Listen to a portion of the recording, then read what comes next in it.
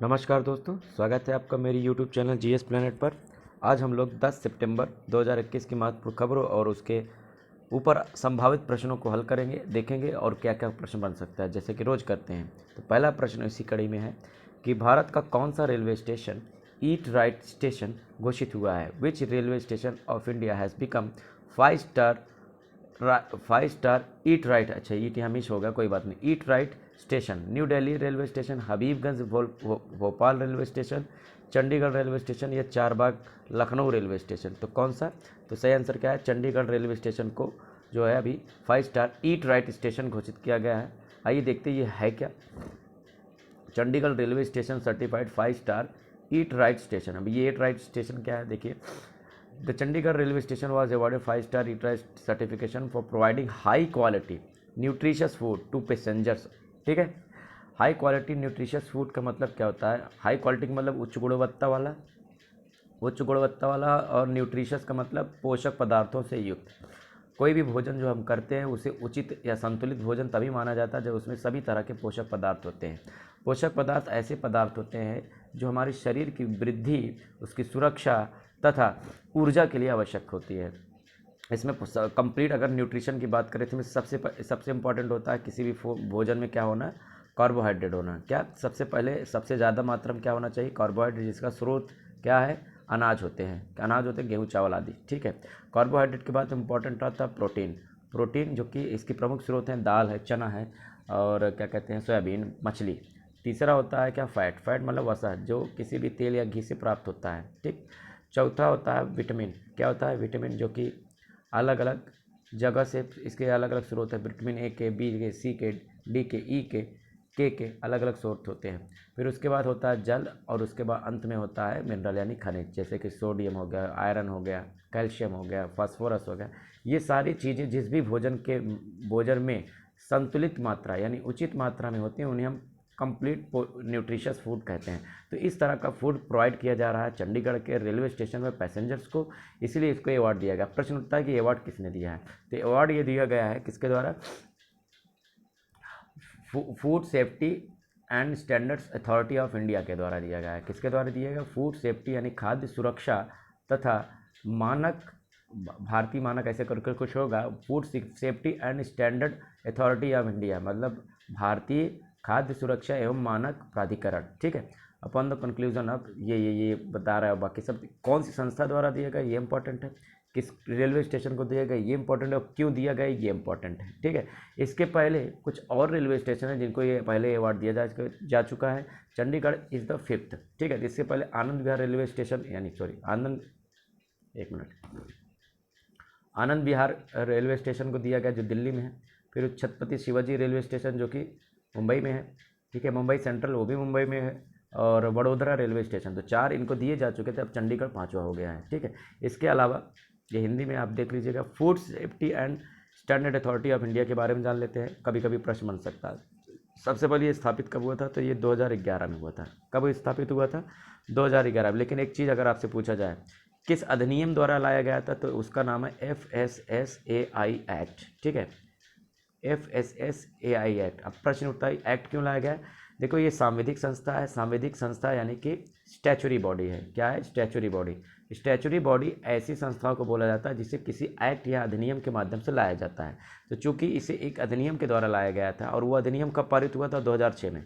अगर एक्ट पूछा जाए तो आपको आंसर देना है 2006। अगर ये पूछा जाए कि ये अथॉरिटी कब आई, अथॉरिटी आई 2011 में।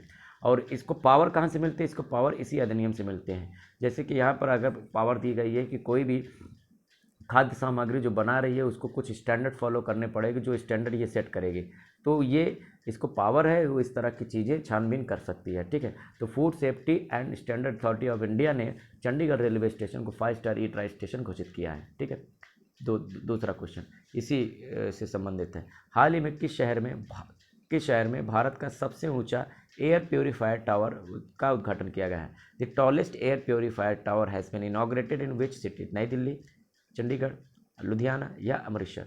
तो सही आंसर इसका चंडीगढ़ है। लेकिन कुछ लोग कंफ्यूज मत हो गया, हो जाइएगा कि नई दिल्ली में स्मॉग टावर बनाया गया है। क्या बनाया गया है? Smog tower. अगर आपसे पूछा जाए किस जगह पर स्मॉग टावर लगाया गया है तो नई दिल्ली है। लेकिन सबसे ऊंचा एयर प्योरीफायर टावर जो अगर पूछा जाए तो चंडीगढ़। दोनों में अंतर होता है। स्मॉग टावर क्या करता है? धुएं को खींचता है, और जो एयर प्योरीफायर टावर होता है वो क्या करता है? हवा को शुद्ध करता है। ये लगभग 1 किलोमीटर के रेडियस पे काम करेगा। देख रहे हैं 24 मीटर ये इसकी 24 मीटर इसकी ऊंचाई है, ठीक है। और क्या कहते हैं कि ये लगभग 1 किलोमीटर के दायरे में जो प्रदूषित गैसें होंगी उनको प्योरीफाई करेगा, उन्हें शुद्ध करने का काम करेगा, ठीक है। चंडीगढ़ के बारे में थोड़ा सा जान लेते हैं। चंडीगढ़ की अगर हम बात करें, कहाँ है चंडीगढ़? ये कहीं लिखा है या यहाँ कहीं? चलो ये लिखा है। चंडीगढ़ की बात करें तो ये अपने आप में क्या है? एक यूनियन टेरिटरी है। इसके अलावा क्या है? हरियाणा व पंजाब की राजधानी भी है, संयुक्त राजधानी है। हरियाणा पंजाब की संयुक्त राजधानी है। इसके अलावा ये यूनियन टेरिटरी है। चंडीगढ़ से एक और प्रश्न बन जाता है कभी कभी। चंडीगढ़ में एक झील है जिसका नाम है सुखना। क्या नाम है? सुखना। सुखना झील यहाँ पर है, एग्जाम में पूछ ली जाती है। सुखना झील कहाँ पर है? चंडीगढ़ में है, ठीक है। क्लियर है? हरियाणा और पंजाब, ठीक। अगला है, हाल ही में किस केंद्रीय मंत्रालय द्वारा प्राण नामक पोर्टल लॉन्च किया गया है? किस मंत्रालय द्वारा प्राण नामक पोर्टल लॉन्च किया गया है? विच मिनिस्ट्री हैज़ लॉन्च्ड प्राण पोर्टल? ठीक है। पेट्रोलियम मंत्रालय, पर्यावरण मंत्रालय, स्वास्थ्य एवं परिवार कल्याण मंत्रालय या वित्त मंत्रालय? इंग्लिश में बोलेंगे पेट्रोलियम मिनिस्ट्री, इसको बोलेंगे इन्वायरमेंट मिनिस्ट्री, इसको बोलेंगे health and family welfare ministry, और इसको बोलेंगे फाइनेंस मिनिस्ट्री। तो ये एक्चुअल में किसके द्वारा लॉन्च किया गया है? ये पर्यावरण मंत्रालय के द्वारा प्राण नामक पोर्टल लॉन्च किया गया है। ये क्या है देखते हैं। वायु प्रदूषण के लिए प्राण पोर्टल लॉन्च हुआ है, ठीक है। एक काम क्या करेगा? ये 132 शहर, कितने? भारत के 132 शहर में जो एयर पोल्यूशन है उसको रेगुलेट करने का काम करेगा, रेगुलेट करने में मदद करेगा। रेगुलेट कैसे? वहाँ पे ये ट्रैक करेगा कि हर जगह पर कितना एयर पोल्यूशन का लेवल है, उसको कैसे जो है मेंटेन किया जाए, कैसे उसे जो है आगे कंट्रोल किया जाए। तो इस तरह की चीज़ें जब आपके पास डेटा होगा तब आप उसे कंट्रोल कर पाएंगे, रेगुलेट कर पाएंगे। तो PRANA portal launch to regulate air pollution in 132 cities. बस किस मंत्रालय ने दिया है, लॉन्च किया है, ये पूछा जाएगा बस, इसके अलावा नहीं। इसके अलावा पर्यावरण मंत्री कौन है? केंद्रीय मंत्री कौन है इसके? पर्यावरण मंत्री कौन है बताइए? अच्छा नहीं पता? हाँ, सोचो सोचो सोचो। चलिए आपको हम सोचने का वक्त देते हैं। आपको केंद्रीय पर्यावरण, वन और जलवायु परिवर्तन मंत्रालय, जो मंत्रालय के केंद्रीय मंत्री, आपको कमेंट करना है, ठीक है। आपको इसे कमेंट करना है। चौथा क्वेश्चन आज का, कि हाल ही में बेबी रानी मौर्य जी ने किस राज्य के राज्यपाल के पद से इस्तीफा दे दिया? Recently Baby Rani Maurya had resigned from governor post of which state? तो ये उत्तराखंड के राज्यपाल थी। अब उन्होंने व्यक्तिगत कारणों से, अब कुछ पर्सनल रीजन से रिज़ाइन कर दिया है। पर्सनल रीजन ये शायद सुनने में आ रहा है कि आगरा के उत्तर प्रदेश चुनाव में विधानसभा का चुनाव लड़े वो बीजेपी की टिकट पर। थोड़ा अजीब लगता है कि आप राज्यपाल के पद पर रहे हैं और आप वापस से जो है चुनाव लड़ेंगे विधानसभा। ज़्यादा से ज़्यादा क्या बनेंगे? मंत्री बनेंगे, मुख्यमंत्री तो बन नहीं पाएंगे क्योंकि वो योगी आदित्यनाथ जी हैं। तो अब ये एक तरह से डिमोशन हो गया, राज्यपाल से सीधा आप चुनाव जीते। फिर फिलहाल ये उनका अपना निर्णय है, मुझे इस पर टिप्पणी करना तो कोई अधिकार नहीं, लेकिन एक जनरल ऑब्जर्वेशन जो मैं कर रहा था वो बता रहा था। चलो ठीक है, वो करेंगे नहीं करेंगी जो भी है। उत्तराखंड की राज्यपाल थी, अब ये अपने पद से मुक्त हो गई रिज़ाइन देकर, ठीक है। राज्यपाल क्या होता है आपको पता होता है? राज्यपाल यानी कि गवर्नर क्या होता है? हेड ऑफ स्टेट होता है। क्या होता है? हेड ऑफ स्टेट का मतलब राज्य का प्रमुख होता है, ठीक है। राज्य का प्रमुख होता है। किस तरह का प्रमुख होता है? ये कार्यकारी प्रमुख होता है। क्या होता है? कार्यकारी प्रमुख यानी कि एग्जीक्यूटिव हेड होता है। एग्जीक्यूटिव हेड का मतलब जो भी कानून बनेंगे उसको लागू करवाने में इसकी प्रमुख भूमिका होगी राज्यपाल की। ठीक इसी तरह से क्या होता है? केंद्र में क्या होता है? राष्ट्रपति होता है। केंद्र में जिस प्रकार राष्ट्रपति होता है, राज्य में उसी प्रकार से राज्यपाल होता है, ठीक है। एग्जाम में पूछ लिया जाता है। राज्यपाल के लिए कौन सा आर्टिकल है? आर्टिकल 152 में राज्य और आर्टिकल 153 में राज्यपाल की नियुक्ति की बात करता है। आपसे पूछा जाएगा कौन सा आर्टिकल राज्यपाल की नियुक्ति यानी अपॉइंटमेंट की बात करता है, तो आर्टिकल 153। आर्टिकल 153 टॉक्स अबाउट राज्यपाल, ठीक है। और राज्यपाल की नियुक्ति कौन करता है? राष्ट्रपति। कौन करता है? राष्ट्रपति, ठीक है। President of India appoints governor of every state, ठीक। दूसरी बात आपसे पूछा जाएगा कि राज्यपाल अपना इस्तीफा यानी त्यागपत्र किसे सौंपता? जाहिर सी बात है अपॉइंट किसने कराया? राष्ट्रपति जी ने। तो फिर त्यागपत्र भी किसको सौंपेगा? राष्ट्रपति को। क्लियर है? एग्जाम में पूछ लिया जाता है, ठीक। ये था राज्यपाल। आगे देख लेते हैं कि उत्तराखंड के बारे में, ठीक है। ये रहा उत्तराखंड, ठीक। उत्तराखंड के बारे में देखते हैं। ये कब फाउंड हुआ था? ये 9 नवंबर 2000 को इसकी स्थापना हुई थी। कैपिटल इसकी देहरादून है जो कि परमानेंट कैपिटल है, और गैरसैंण इसकी क्या है, समर कैपिटल है, यानी गर्मियों में गैरसैंण हेडक्वार्टर शिफ्ट हो जाता है। गवर्नर अब जो है बेबी रानी नहीं रही, अब देखते हैं जो बन के आएगा यहाँ पर उसको अपडेट करना पड़ेगा। CM यानी चीफ मिनिस्टर कौन है यहाँ, पुष्कर सिंह धामी यहाँ के चीफ मिनिस्टर, इनकी नियुक्ति पिछले महीने हुई है। नेशनल पार्क यहाँ पर बहुत सारे हैं, बहुत सारे इंपॉर्टेंट हैं, Jim Corbett, Rajaji, Valley of Flower, Nanda Devi, Valley of Flower, Rajaji और जिम कॉर्बेट यहाँ का जो है नेशनल पार्क, और जिम कॉर्बेट भारत का पहला नेशनल पार्क था। बायोस्फीयर रिजर्व की बात करें तो Nanda Devi, world heritage site की बात करें नंदा देवी 3 चीज़ आपको दिख रही है, नेशनल पार्क भी है, बायोस्फीयर रिजर्व भी है और वर्ल्ड हेरिटेज साइट है, और इसके साथ साथ एक पर्वत चोटी भी है। ठीक है, क्या है, पर्वत चोटी यानी माउंटेन पीक भी है। क्लियर है, और इसका लोकेशन कहाँ पर है, नंदा देवी का उत्तराखंड में। डांस की बात करें यहाँ पर कौन कौन से डांस फेमस हैं, तो छपेली, गढ़वाली और कजरी यहाँ के प्रमुख लोक नृत्य हैं, फॉक डांसेस हैं। यहाँ के अगर रिवर प्रोजेक्ट की बात करें, डेहरी जो कि भागीरथी नदी पर बनी है, भागीरथी जो कि गंगा का उत्तराखंड में नाम है। ठीक है, जब वो अपने वहाँ से गंगोत्री से निकलती है तो वो भागीरथी के नाम से जानी जाती है। आगे जाके जब इसमें अलकनंदा मिल जाता है तब ये गंगा के नाम से जानी जाती है। तो एग्जाम में प्रश्न बन जाता है कि भागीरथी में ऐसी कौन सी नदी मिलती है जिससे वो गंगा हो जाती है, तो भागीरथी एक नदी है और दूसरी कौन सी है, अलकनंदा। कहाँ है, अलकनंदा। ये दोनों मिलती हैं तब जाके क्या हो जाता है, गंगा हो जाता है। अच्छा, पूछा जाता है दोनों कहाँ मिलती है, तो दोनों देवप्रयाग नामक स्थान पर मिलती है। कहाँ पे मिलती है, देवप्रयाग, जो कि उत्तराखंड में ही हरिद्वार से पहले वहाँ पे मिल जाती है। तो देवप्रयाग से फिर वो बंगाल तक क्या कहलाती है, गंगा कहलाती है, और बंगाल के बाद जब वो बांग्लादेश में जाती है तो उसे पद्मा के नाम से जाना जाता है। तो ये गंगा के बारे में बात हुई। ठीक है, ठीक है। टिहरी कहाँ पर है, गंगा नदी पर, भागीरथी नदी पर। टिहरी क्या है, भारत का सबसे ज़्यादा ऊंचाई पर स्थित, मतलब हाईएस्ट पॉइंट पर स्थित डैम है। ठीक है, एग्जाम में पूछ लिया जाता है। तो ये था अपना उत्तराखंड। पाँचवें की बात करें, पाँचवा क्वेश्चन बहुत ज़्यादा इंपॉर्टेंट है, वेरी वेरी इंपॉर्टेंट। G20 2023 की सालाना बैठक किस देश में होगी। G20 2023 की annual summit will be hosted by which country, तो ये भारत के द्वारा होगा। एग्जाम में पूछा जा सकता है, अभी ये न्यूज़ आई है।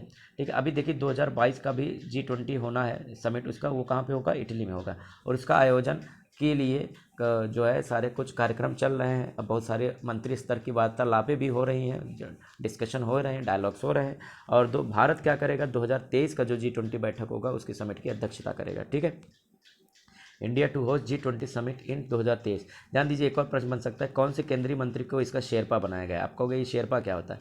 शेरपा का मतलब होता है एक तरह का कोऑर्डिनेटर होता है। क्या होता है बच्चा, कोऑर्डिनेटर। कोऑर्डिनेटर का मतलब होता है समन्वय करता है या संयोजक। देखो क्या करता है, देखो G20 में कुल मिला के 19 देश हैं। कितने देश हैं, 19 देश है, और एक जो है यूरोपियन यूनियन है। यूरोपियन यूनियन में 27 देश हैं। तो 27 देश इधर, एक यूरोपियन यूनियन के रिप्रेजेंटेशन से आते हैं, और 19 देश अलग हैं। तो इसलिए इसको G20 बोलते हैं। ये दुनिया के सबसे बड़ी अर्थव्यवस्थाओं का ग्रुप है। G20 क्या है, दुनिया की सबसे बड़ी इकॉनमी, यानी कि लार्जेस्ट जो भी इकॉनमी है दुनिया के, उनकी जो है ग्रुप है। तो इसमें 20 देश नहीं होते, इसमें कुल कितने देश होते हैं, 19 देश और एक यूरोपियन यूनियन होता है। ठीक है, तो ये मिलकर 20 हो जाते हैं। तो होता क्या, जो शेरपा जो नियुक्त हुए हैं पीयूष गोयल, इनका काम होगा कि 2000 जब भारत को अध्यक्षता मिल जाएगी तो ये 19 देश प्लस EU के बीच में कोऑर्डिनेशन का काम करे, यानी पूरी बैठक इन्हीं के कोऑर्डिनेशन में संपन्न होगी। क्लियर है, आपसे पूछा जा सकता है कि अध्यक्षता कब मिलेगी। जैसे ही वो इटली में ये समाप्त होगा बैठक 2022 वाला, उसके बाद से अध्यक्षता यानी कि प्रेसिडेंटशिप इंडिया को हैंड ओवर हो जाएगी, और तब तक रहेगी जब तक ये समिट 2023 में कंप्लीट ना हो जाए। तो ये जो G20 के बारे में पूछा जा सकता है। अच्छा, इसका गठन कब हुआ था, 1919 में हुआ। तो इंडिया तब से इसका मेंबर है, यानी फाउंडर मेंबर है इसका। ठीक है, तो India to host G20 summit in 2023, Piyush Goyal appointed sherpa for grouping. तो शेरपा कौन है पूछा जा सकता है। पीयूष गोयल कौन है, ट्रेड एंड कॉमर्स मिनिस्टर है। कौन है, trade and commerce minister. Clear है, और अभी वाला कहाँ होगा, ये 2022 वाला ये इटली में होगा। तो ये G20 है, इसके बारे में हमने ऑलरेडी आपको बता दिया कि करता क्या है। 20 सबसे बड़ी जो इकॉनमीज हैं उनका जो है ये ग्रुप है। ठीक है, 19 देश है और एक यूरोपियन यूनियन है। ठीक, और इस समय कौन इसके चेयरमैन है, जाहिर सी बात है इटली में होना था, वहाँ के प्राइम मिनिस्टर इसके चेयरमैन होंगे मारियो ड्रागी। ठीक, इटली के प्राइम मिनिस्टर। और अगला क्वेश्चन देखते हैं, आज का छठा क्वेश्चन। हाल ही में आंध्र प्रदेश, यहाँ आंध्र प्रदेश लिखा हुआ गलत है, ये आंध्र प्रदेश ने रजनीश कुमार जी को अपना आर्थिक सलाहकार नियुक्त किया है। वह किस बैंक के प्रमुख रह चुके हैं। Rajnish Kumar has been appointed, देखिए आदमी मेरा गला बैठा हुआ है, कोई बात नहीं, सब चलता रहता है ज़िंदगी में उतार चढ़ाव।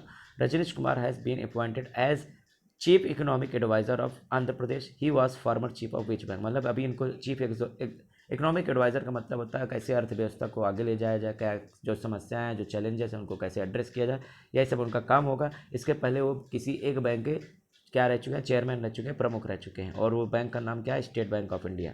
तो किस बैंक के वो प्रमुख रह चुके हैं, state bank of India. State bank of India जिसका गठन कब हुआ था, 1955 में हुआ था। कब हुआ था, 1955 में स्टेट बैंक ऑफ इंडिया का गठन हुआ था। इससे पहले वो इंपीरियल बैंक के नाम से जानी जाती थी। किस नाम से जानी जाती थी, इंपीरियल बैंक। एग्जाम में बहुत बार पूछा गया है कि स्टेट बैंक को किस नाम से जाना जाता था, इंपीरियल बैंक, जो कि 1921 में स्थापित हुआ था। तो 1921 में इंपीरियल, 1955 में स्टेट बैंक हो गया था। स्टेट बैंक के प्रमुख कौन थे, रजनीश कुमार जी ये हैं।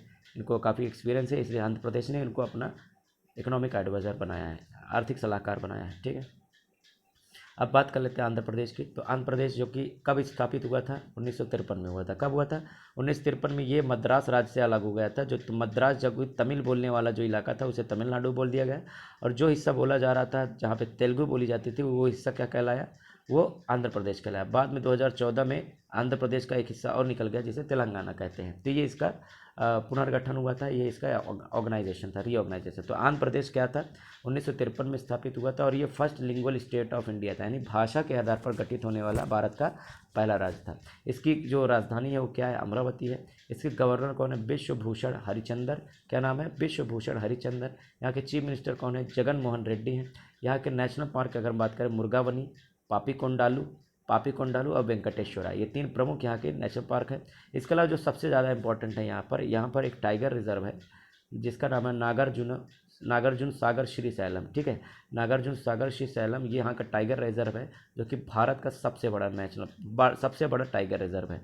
टाइगर रिजर्व का मतलब समझते हो कि ऐसा रीजन जहाँ पर टाइगर के लिए प्रोटेक्टेड कर दिया जाता है, वहाँ पर बाहर से कोई हस्तक्षेप नहीं होता है, पूरा तरह से वो टाइगर के हवाले कर दिया जाता है। जैसे मध्य प्रदेश में भी ढेर सारे टाइगर रिजर्व हैं, कान्हा किसली हो गया, बांधवगढ़ हो गया, संजय हो गया, ये सब ठीक है, टाइगर रिजर्व है। इसके अलावा यहाँ पर कुछ पहाड़ियाँ हैं, जैसे कि नल्ला मल्ला की पहाड़ी एग्जाम में पूछ लेता है।